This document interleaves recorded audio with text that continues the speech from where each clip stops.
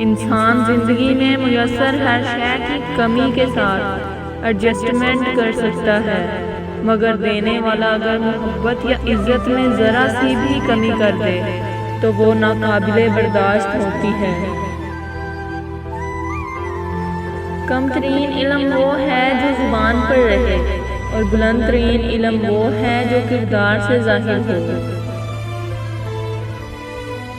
आप अपनी ज़िंदगी से भले खुश ना हो, पर कुछ लोग ऐसे भी हैं जो आप जैसी ज़िंदगी के लिए तरसते हैं।